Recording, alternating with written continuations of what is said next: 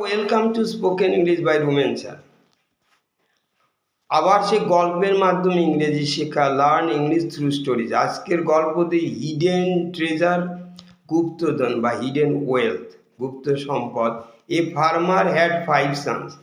একটা কৃষকের 5টা সন্তান ছিল। They were very lazy. তারা ছিল খুব অলস। লেজি মানে অলস। They never liked to do any work. তারা কখনোই কোনো কাজ করা পছন্দ করতো না।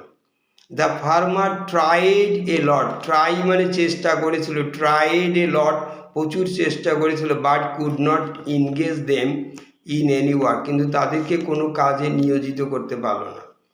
He spend his days in a very sad mind. সে তার স্পেন্ড মানে কাটাতো তার দিনগুলো। In a very sad mind মানে খুব দুঃখিত মনে।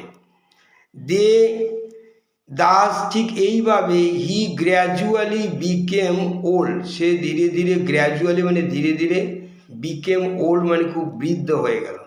When he was on his death bed. যখন সে তার মৃত্যু শয্যায় ছিল।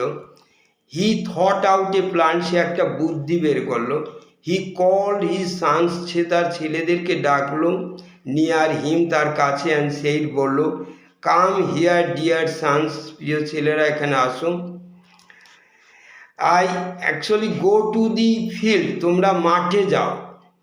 I have buried all my wealth there. আমি আমার সমস্ত ওয়েলথ সম্পদ সেখানে কবর দিয়ে রেখেছি, অর্থাৎ মাটির নিচে চাপা দিয়ে রেখেছি। Dig the field. ওই মাঠটাকে ডিগ করো, খনন করো। And you will get it. তাহলে তোমরা এটা পেয়ে যাবে। His sons at once ran to the field. তার ছেলেরা অ্যাট ওয়ান্স মানে তক্ষণি, শীঘ্রই, at once ran to the field. সে মাঠে দৌড়ালো, ছুটে গেল। And dug out the field thoroughly. এবং ডাগ আউট, ডিগ আউট মানে সে খনন করলো সমস্ত মাঠটা, থরলি মানে পুঙ্খানুপুঙ্খভাবে। But they could not find any wealth. কিন্তু তারা কোনো সম্পদ খুঁজে পেল না। দেয়ার আফটার এরপরে দে প্লান্টেড কর্ন সিডস। তারা কি করলো, সেখানে গিয়ে কর্ন, অনেকগুলো শস্যের যে বীজ বুনে দিল। In that dug out field. তার সেই খনন করা মাঠে। আফটার সাম ডেজ কিছুদিন পর গোল্ডেন ক্রপস গ্রু দেয়ার। গোল্ডেন সোনালি ক্রপ শস্য গ্রু দেয়ার সেখানে বেড়ে উঠলো বা জন্মিল। দি ফার্মার সান বিকেম ভেরি হ্যাপি। তার ছেলেরা খুব খুশি হলো। দে নাও আন্ডারস্টুড দ্য মিনিং। তারা বুঝতে পারলো অর্থ। হোয়াট দেয়ার ফাদার সে, তার বাবা কি বলেছিল। মোরাল হচ্ছে honest labour brings good Fortune.